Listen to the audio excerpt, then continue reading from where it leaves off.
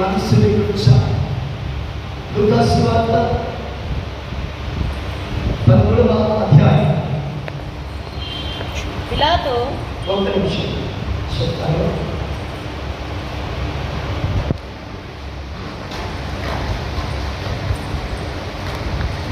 12వ అధ్యాయం 35వ వచనం నుంచి 40వ వచనం వరకు చదువుతాం. మీ నడుములు పట్టుకొని ఉండుడి, మీ నడుములో కట్టుకొని ఉండుడి, మీ దీపములు వెలుగుచుండనివ్వుడి, మీ దీపములు వెలుగుచుండనివ్వుడి. తమ ప్రభువు పెంటి విందు నుండి వచ్చి కట్టగానే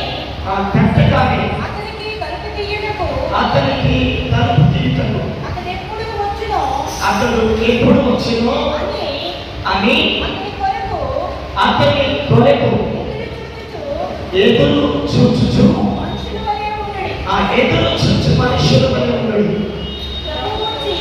ప్రభువు వచ్చి ఏ దాసులు వెలుగుగా ఉండుట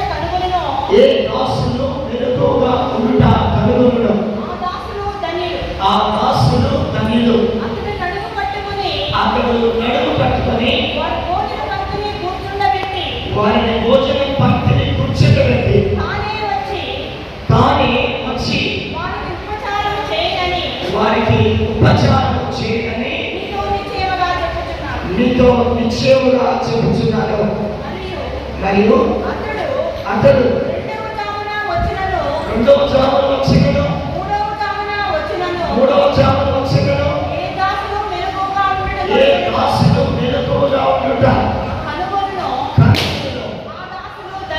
ఆ దాసులు ఎవరు?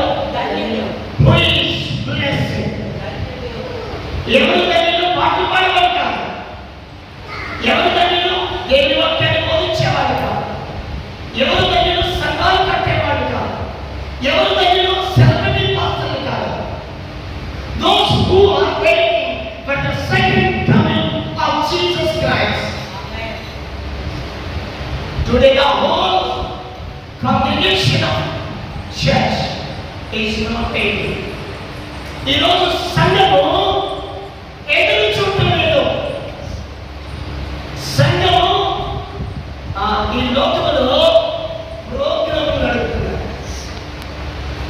మన ప్రోగ్రాం నడిపే కాలంలో లేదు. ఈ మాట ప్రభు చెప్పి ఇప్పటికి 2000 సంవత్సరాల క్రితం 3000 సంవత్సరాల పరిచర్యలో ఆయన అద్భుతాలు మాత్రమే చేయలేదు. He is talking about second coming. ఆయన రెండవ రాకడ గురించి కూడా ఆయన భూమి మీద బ్రతికున్నప్పుడే ఆయన తన శిష్యులతో ఉపదేశం చేశాడు.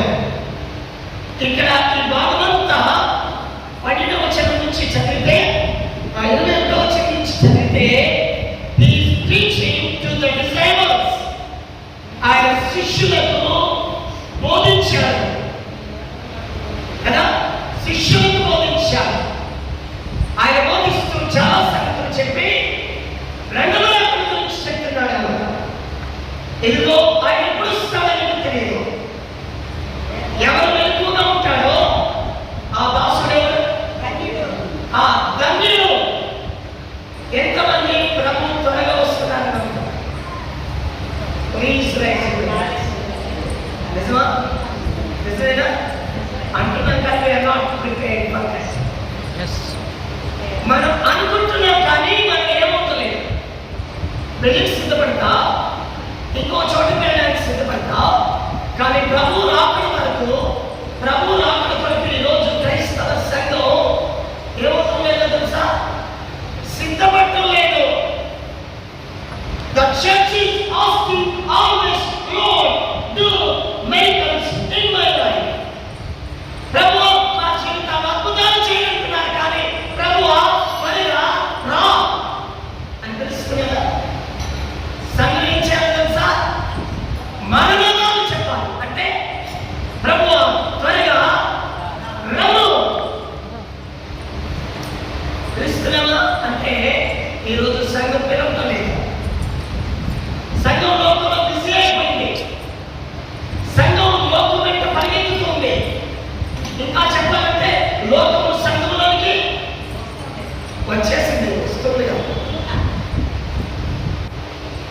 నేను అబద్ధం చెప్పలేదు. మీరు ప్రకటన 3వ అధ్యాయం చివరి వచనం చదువుకుంటే Jesus on the out side of the church. ఎవరికి ఆ సంఘాన్ని గురించి చెప్తూ ఆయన ఎక్కడున్నాడు? సంఘం లోపల లేదు, ఎక్కడున్నాడు? బయట ఉండి ఏం చేస్తున్నాడు? He is knocking the door. Who will open for me? నా కళ్ళు ఎవరు తలుపు తెరుస్తారని ఆయన బయట చేరి తట్టున్నాడు. ఆ సంఘం లేదు. మేము దానితో గుర్తు చేసుకున్నాము. మాకేమి పొదువ లేదు, మీతో మాకు అని కూడా లేదు. You go outside when you do our own works. నువ్వు బయట ఉండు, మా కృతజ్ఞతలు జరిపించుకుంటాం. This is the status of the church today. ఇది సంఘం యొక్క పరిస్థితి. ఇది కాకతాళీయంగా వచ్చారు కానీ కాకతాళీయంగా చెప్పవచ్చు. వినండి, ప్రభు అంటున్నాడు 2000 సంవత్సరాల క్రితం, ఇదిగో మీరు మెలకువగా ఉండాలి. ప్రజెంట్ ఎక్కడుందో తెలుసా? మిడిల్ ఈస్ట్ లో ప్రజెంట్ ఒక గొప్ప యుద్ధం జరుగుతుంది. మీరు ఆ యుద్ధం ఎందుకు జరుగుతుందో మీకు అర్థం అవ్వాలంటే మీరు బయట చదవండి. హెస్కేల్ 34వ అధ్యాయం నుంచి 40వ అధ్యాయం వరకు చదివితే ఇశ్రాయేలు యొక్క తిరిగి ప్రపంచ దేశాల్లో చెందిపోయిన వారిని తీసుకుని వచ్చి ఇశ్రాయేలు ప్రభుత్వం మీద నాటి వారిని అభివృద్ధి పరిచి వారిని విస్తరింపచేసి వారిని ఆశీర్వదిస్తామన్నాడు. 1948 సంవత్సరాల ప్రపంచపటంలో ఇజ్రాయెల్ దేశమే 1948 సంవత్సరం మే 14న వారికి స్వాతంత్రం వచ్చింది. ఈ 70 ఏళ్లలో ఓ ఎడారి ఎటు చూసినప్పుడు పచ్చగా ఉండేది. అది వాళ్ళ టెక్నాలజీ కాదు, జ్ఞానం కాదు. యూట్యూబ్లో ఏమో మాట్లాడుతున్నారు తెలుసు, చాలా మంది పాస్టర్లు, చాలా మంది బయట వాళ్ళు, వాళ్ళ జ్ఞానంలో ద కవెనెంట్ ఆఫ్ గాడ్. అబ్రహాముతో దేవుడు వాగ్దానం చేశాడు. అబ్రహాము, ఇదిగో నువ్వు చూడు, ఈ ప్రాంతం అంతటిని దీవిస్తాను, ఈ ప్రాంతం అంతటిని నీ సంతానానికి నేను ఇస్తాను. ఆ వాగ్దానాన్ని బట్టి 1940 సంవత్సరాలు చనిపోయిన వారిని తీసుకుని వచ్చి వారిని అభివృద్ధి పరిచాడు. ఇప్పుడు వాళ్ళందరికీ, ఇజ్రాయెల్ అందరికీ వ్యతిరేకంగా ప్రపంచం అంతా ఉంటే అది ఇప్పుడు యుద్ధం చేస్తుంది. కానీ వారిని ఏం చేసే అవకాశం ఇంకా లేదు. ఎందుకు వారి దేవుడు ఇప్పుడు వారి పక్షాన టెక్నాలజీ కాదు, టెక్నాలజీ గురించి మాట్లాడాలి. Don't speak about the brains, you speak the God. వారి దేవుడి గురించి మాట్లాడాలి కదండి. వారి దేవుడు ఇప్పుడు వారి పక్షాన. మీకు ఎన్ని అర్థం అవ్వాలంటే మీరు ఇర్మియా గ్రంథం చదవాలి, హెస్కేల్ గ్రంథం చదవాలి, జెఫన్యా గ్రంథం చదవాలి, హగ్గై చదవాలి, జకర్యా గ్రంథం చదవాలి. మనం చదవం కదా ఎప్పుడు ఆదివారం ఏంటి దుర్పరచు బైబిల్. ఓకే, అంటే ప్రభు ఆయన రెండవ రాకడ గురించి చెప్తున్నాడు. చెప్తూ 3 మాటలు అన్నాడు కదా, మీ నడుములు కట్టుకోండి. మొదటేంటి?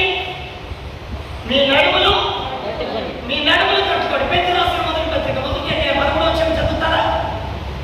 పేతురు రాసిన మొదటి పత్రిక 1వ అధ్యాయం 11వ వచనం.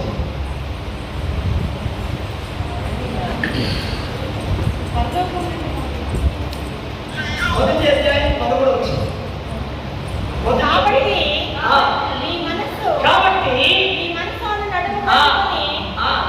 అక్కడ ప్రభు మాట్లాడితే ఏమన్నాడు? మీ నడుము కట్టుకోండి. నడుమంటే బైబిల్ ఏమని అర్థం చెప్తుంది? ఇప్పుడు దేన్ని కట్టుకోవాలి? మన మనస్సు ఏమవుతుంది లోపల? ఎట్టుబడి చేద్దాం, పరిగెడుతూ అవునా కాదా? మీరు ఆది కాండం నుంచి మీరు ప్రకటన గ్రంథం వరకు మనుషుల జీవితాలను బైబిల్లో మనం పరిశీలిస్తే వారి మనస్సు ఎలా పరిగెత్తిందో మనకు అర్థమవుతుంది. ఒక గొప్ప దైవజనుడి దగ్గర శిష్యుడిగా ఉన్నాడు గెహాజీ. తన మనసు దేని మీదకి వెళ్ళింది? బంగారము వెండి డబ్బు మీదకి. ఈరోజు మన పరిస్థితి కూడా ప్రార్థన చేసే సమయం లేదు, కానీ డబ్బులు సంపాదించడానికి పరిగెడుతున్నాం కదా. డబ్బులు సంపాదించడానికి పరిగెడుతున్నాం. Your mind is not in prayer. ప్రార్థన చేస్తున్నావా? 1 minute ప్రేయర్స్, నిమిష ప్రార్థన కాదు దేవునికి కావాల్సింది. ప్రార్థన అంటే పేపరోడు ఇంట్లో పేపర్ వేసినట్టుగా. Prayer is a fellowship with your loving God. నీ ప్రేమ కలిగిన దేవునితో నీవు చేసే సహవాసాన్ని ఏమంటారు తెలుసా? ఏమంటారు? ప్రార్థన.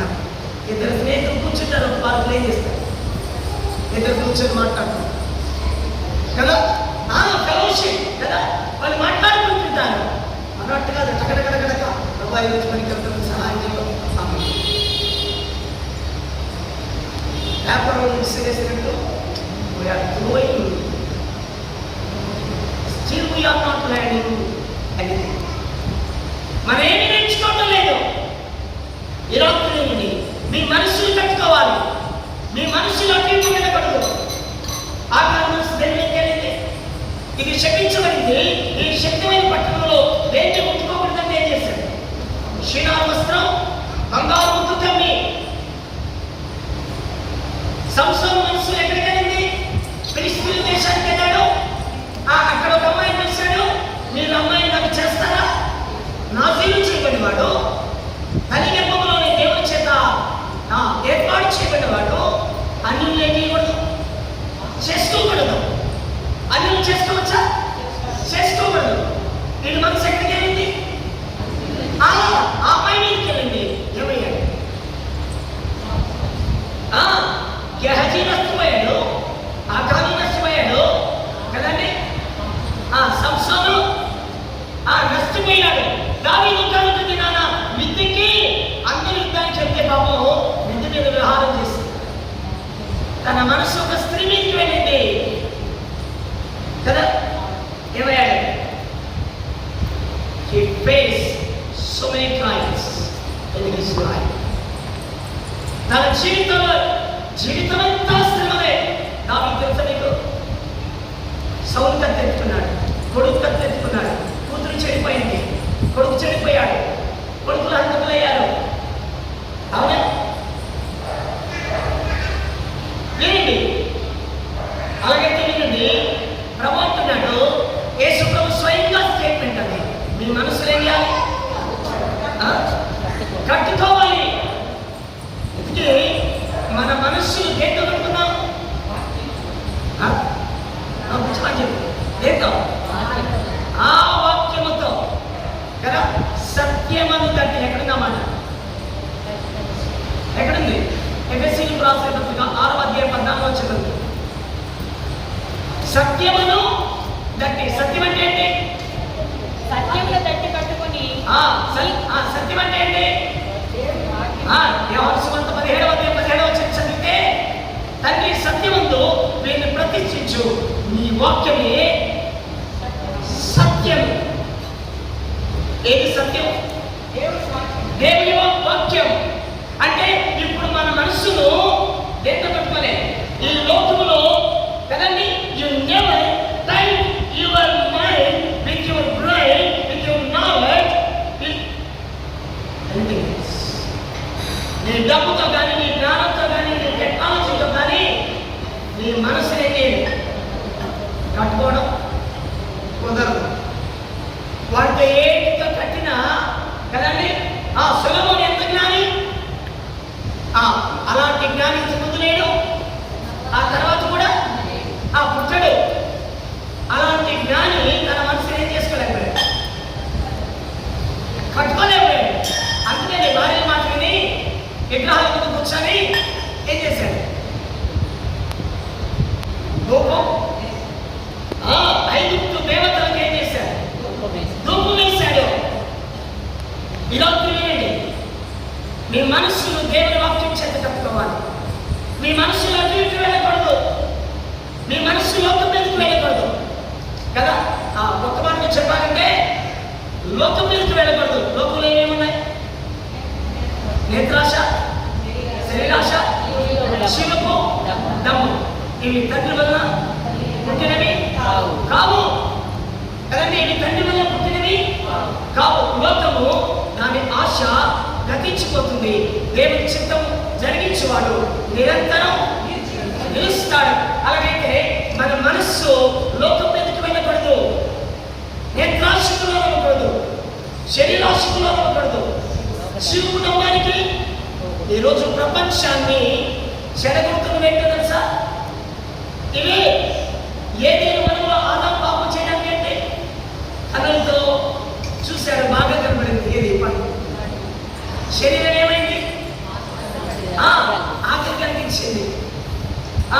సాధారణ వచ్చేమన్నాడు, మీరు తింటే దేవతల్లాగా ఉంటారు, అహం వచ్చేస్తుంది కదా.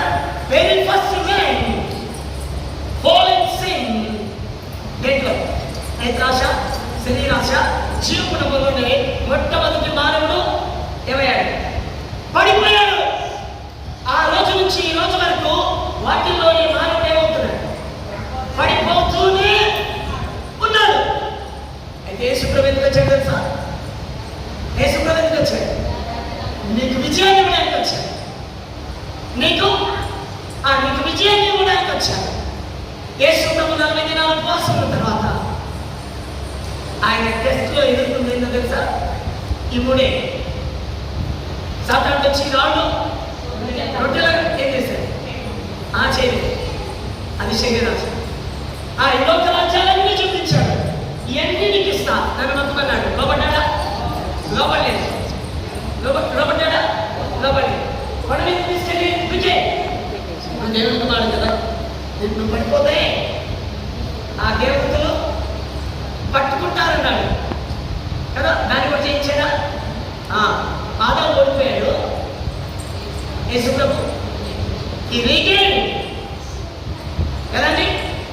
మానవుడు ఎక్కడ ఓడిపోయాడో దాన్ని యేసుప్రభు సాధించి ఆ విజయాన్ని కల్వరి శిలువలో రుజువుపరిచి సాతానును ఓడించి ఆ విజయాన్ని నీకు ఇచ్చాడు. We are conquerors, we are not losers. మనము విజయము పొందడానికి ప్రయాసపడుతున్న వాళ్ళం కాదు. విజయం పొందడానికి ప్రయాసపడుతున్నాం కాదు. Behalf of us, Jesus conquered the death, devil, darkness. సాతానుడు మన పక్షాన చీకటిని, పాపాన్ని, మరణాన్ని ఓడించి మనకేం చేశాడు? విజయాన్ని ఇచ్చాడు. అట్లాగైతే మన మనస్సు నేత్రాశ, శరీరాశ, జీవకుడం వైపు ఆకర్షించబడుతూ ఉంటే మనం ఏం చేయాలి? వాక్యంతో కబడాలి. నీ మనసు అటు ఇటు పోకుండా ఉంటుంది. నువ్వు వాక్యం చదవలేదనుకో ఎలా కట్టుకుంటావు? నువ్వు వాక్యం చదవలేదు ఎలా కట్టుకుంటావు? ఎప్పుడో వారంలో 2 సార్లు ప్రసంగం ఉంటే కట్టుకుంటావా? దేవుని వాక్యాన్ని ఏం చేయాలి? మొదటి కీర్తనలో ఉంటుంది, దివారాధనలో వాడు అతను నీటి కాలంలో నాటబడిన వాడు, ఆకువాడు కాలంలో మరణించి చెట్టు వలె ఉంటాడు. అతను చేరినంతే మనకి ఆ లాస్ట్ మాట కావాలి. ఏమాట? సఫలం కావాలి. మొదటిది ఎవరీ ప్రామిసింగ్ కండిషన్. ప్రతి వాగ్దానం షరతుతో కూడింది. అలాగైతే వినండి, మీ నడుమేం చేయాలి? మీ మనస్సు అటు ఇటు వెళ్ళకూడదు. ప్రభు రాబోతున్నాడు. ప్రభు అక్కడ సమీపంగా ఉంది. మార్చుకోండి. రాసిన పత్రిక 3వ అధ్యాయం 3వ వచనం. రాసిన పత్రిక 3వ అధ్యాయం 3వ వచనం.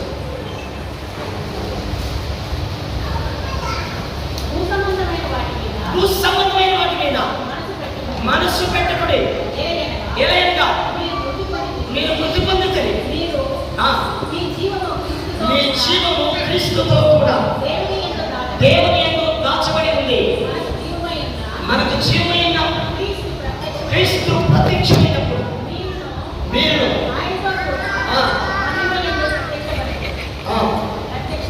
ప్రత్యక్ష రెండవ వచనం చదవండి. కావున ఆ. భూమి మీద ఉన్న ఆ. మీ అవయవాలను అనగా జారత్వమును, అపవిత్రతను, ఆ. దురాశను, ఆ. ధనాపేక్షను. రెండవ వచనం చదవండి. పైనుండి వాటి మీదే కానీ భూసంబంధమైన వాటి మీద కాదు. ఎందుకు? అక్కడే ఉంది. మీరు క్రీస్తుతో కూడా ఏమయ్యారు? మీకు అర్థమైందా కదా? గుడ్ ఫ్రైడే రోజు ఏమర్థమైంది? 7 మాట్లాడుతుంది. గుడ్ ఫ్రైడే రోజు మీ అందరికీ 7 మాట్లాడుతున్నాయి కదా.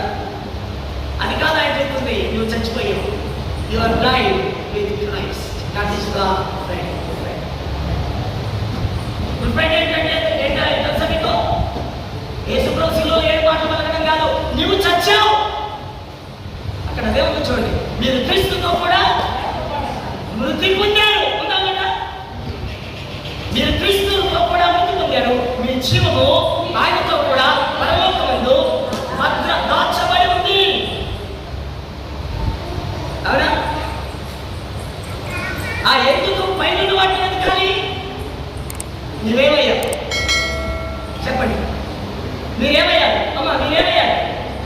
క్రీస్తుతో కూడా మీరేమయ్యారు? ఏమయ్యారు? చచ్చిపోయారు. అబద్ధం చెప్పడం లేదు, దేవుని వాక్యం చెప్తుంది. అవునన్నాడు, నేను క్రీస్తుతో కూడా ఏమయ్యాను? సిలువ వేయబడ్డాను. జీవించువాడిని నేను కాదు, క్రీస్తే నా యందు జీవిస్తున్నాడు. ఇది నన్ను ప్రేమించి నా కొరకు అప్పగించుకున్న దేవుని కుమారుని యందు విశ్వాసం వల్ల నేను జీవిస్తున్నాను. ఓకే,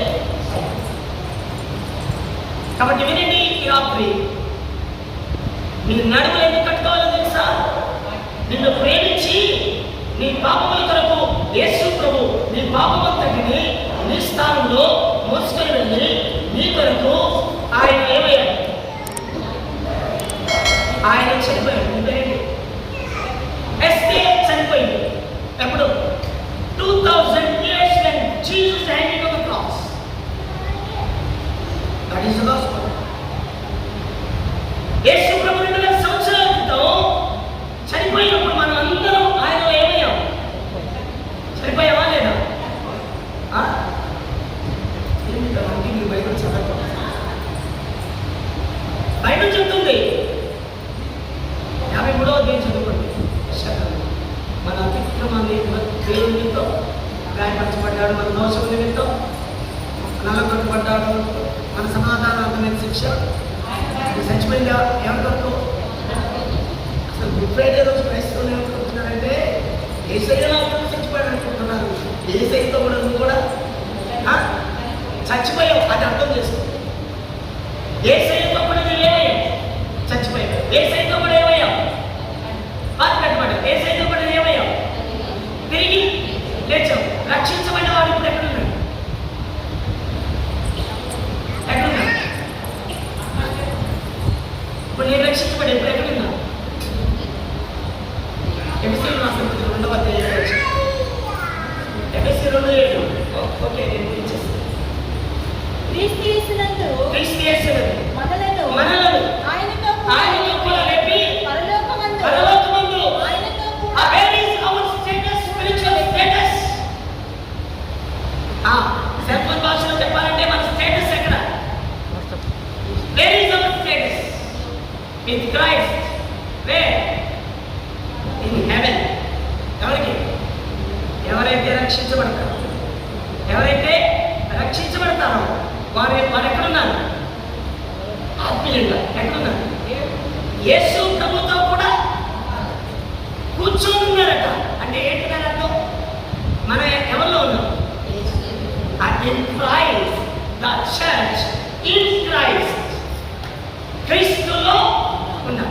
ఓకే, అలాగైతే మన నడుములను కట్టుకోవాలంటే ఆయన నీ పాపంతో చనిపోయాడు, నీ పాపమంతా మోసుకొని వెళ్ళాడు. నీ స్థానంలో ఆయన రక్తాన్ని కార్చి, ఆయన కార్చిన రక్తంలో నీ పాపాలన్నీ క్షమిస్తాడా? క్షమించాడు. క్షమించాడు. ఆయన ఏం చేశాడు? క్షమించాడు, దాన్ని నమ్మాం మనం. మన పాపాలను క్షమించాడు, దాన్ని మనం ఏం చేశాం? నమ్మాం. కాబట్టి మనం పైన వాటిని ఏం చేయాలంట?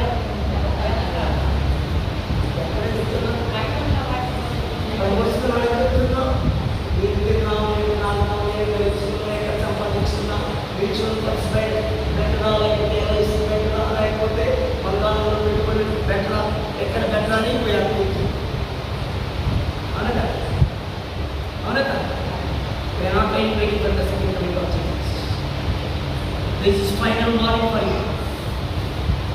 ఈ రాత్రి మీకు చివరి అవకాశం. ఒకవేళ ఎక్కడి నుంచి వెళ్ళిపోయారబ్బా, ఎవరైనా చనిపోవచ్చు. నేను అబద్ధం చెప్పడం లేదు. ఈ మధ్య రీసెంట్ ఆఫ్టర్ కరోనా 17, 20, 25 సంవత్సరాల మధ్య వయస్కులు హార్ట్ అటాక్లతో చనిపోతున్నారు. తెలుసా? మరణం ఎప్పుడు వస్తుందో నీకు తెలియదు. అలాగైతే మన పాపముల కొరకు చనిపోయి, మనం ప్రేమించి, మన పాపముల కొరకు రక్తాన్ని కాల్చి, మన పాపములను క్షమించి పరలోకానికి పోయి, నేనుండి స్థలంలో నేను మరలా వచ్చి తీసుకుని వెళ్తానని వాగ్దానం చేసిన ఆయన ఇప్పుడు సూచనలు ఆయన త్వరగా వస్తున్నాడని చెప్తూ ఉంటున్నారు. అనేది చేద్దాం. నాతో ఒక మాట చెప్పడానికి కోరుకోగలరు. మీ నడుపులు ఏం చేయాలి? ఈ ఒక్క మాట గుర్తుపెట్టాలి. మీ మనసులోకి ఎందుకు వెళ్ళడానికి వీలు? మీ మనసులోకి ఎందుకు వెళ్ళడానికి వీలే. మీ మనస్సు కదండి నేత్రాశ, శరీరాశ, జీవితం వైపు వెళ్ళడానికి వీలు. నేను ఎందుకు క్రీస్తు కూడా వృద్ధి పొందాను. కాబట్టి ఏం చేయాలి? పైనున్న వాటి మీద లేదు, భూ సంబంధమైన వాటి మీద. అబ్రహాముకి ప్రకటన గ్రంథం 21వ అధ్యాయం తెలియదు. 21వ అధ్యాయం ఏముంది? 12 గుమ్మాలు, 12 ఉద్యములతో కట్టబడిన పరలోక పట్టణం, దాని రాజవీధి బంగారు, శుద్ధ సువర్ణమైన బంగారంతో చేయబడింది అని పరలోక పట్టణం ఉందని నీకు బోధ ఉంది. కానీ అబ్రహాముకి ఆ బోధ ఉందా? లేదు. కానీ ఏప్రిల్ రాసిన 11వ అధ్యాయం 10వ వచనం ఏం చెప్తుందో తెలుసా? దేవుడు దేనికి శిల్పియో నిర్మాణకుడై ఉన్నాడో ఆ పునాదుల పట్టణం కొరకు అబ్రహాము ఎదురు చూశాడు. That is called faith. ఈరోజు విశ్వాసం అని చెప్పుకుంటున్నాం, కానీ మనకి విశ్వాసం ఏం చేయాలి? ఈ కన్నులు పైకి మనం జంతువులు అది ఒక్కసారి పైకి చేస్తాం, మిగిలిన జీవితాన్నంతా అదేదో మీకు తెలుసు కదా. మిగిలిన తన జీవితాన్నంతా మొత్తం భూమిలో చూస్తున్నది, ఒక్కసారి మాత్రం పై చూస్తుంది. అలా ఉండదు అదండి, అలాగా ఉండకూడదు. మమ్మల్ని ప్రేమించి రక్షించుకుంటుంది కదా. అలాగైతే ప్రభు త్వరగా రాబోతుంది కదా. మన మనసుని తప్పుకొని ప్రభుత్వానికి ఎదురు చూడాలి. ఎందుకు ఎదురు చూడాలి? He died for us. He loved for us. కదా. ఆయన మనం ప్రేమిస్తున్నాడు, ఆయన మనకు ప్రాణం పెట్టాడు. దానికంటే విలువైంది, దానికంటే అద్భుతం మరొకటి ఉందా? మీకు అర్థం అవుతలేదు. కానీ షుగర్ తగ్గడం, బీపీ పోవడం, థైరాయిడ్ పోవడం, లేకపోతే క్యాన్సర్ పోవడం చచ్చిన వాళ్ళు ఇవ్వడం కాదు. What is the biggest American in the world? Yesu ప్రభు శ్రీవారం పునరుద్ధానం, దాని ద్వారా వచ్చిన పాపం క్షమాపణ. నో వన్ ఎవర్ గివెన్ ఈ ప్రపంచంలో ఎవరు ఇవ్వలేదు. Any scholar. అలాగైతే ఈ రాత్రి ప్రేమించినప్పుడు పరలోకానికి వెళ్ళి తిరిగి రాబోతున్నాం. అతి త్వరలో రాబోతుంది. అనే చెప్తాం. అది రీతికి ధ్యానం చేసుకోండి. రెండు కట్టుకోవాలి. ఈ దీపాలు కానీ ఆయన కొరకు ఎదురు చూసే మనుషులాగా దాన్ని అతి తిరుపతి రాబోతుంది. చిన్న ఒక మాట ప్రార్థన చేస్తుంది. పరిశుద్ధులు మాత్రం మీకు ఆచరిస్తారు. ఇదే చర్చిలో ఉన్న సండే స్కూల్ చిన్నపిల్లలు పాటించు. విమానందరమందు ఎగురను నేను యేసు ప్రియుడను. తండ్రి మరొక పర్యాయం విదేశంలో దాసునిగా మనకి ప్రయోజన కోసం సమస్త స్థుతి ఘనత మహిమ ప్రభావం మీకే ఆరాధిస్తున్నాం. సంఘం నడిపిస్తున్న సంఘ కాబట్టి కుటుంబాన్ని బట్టి సంఘానికి నాయకులుగా ఉన్నతను విశ్వాసమైన ప్రతి వారిని పేరు పేరు వారికి జ్ఞాపకం చేస్తాం. మమ్మల్ని అందరినీ ఆఖరి బట్టి పరిసారి రాత్రి మమ్మల్ని మీ చేతులకు అప్పగించు మీకు వివరాలు చేస్తాం.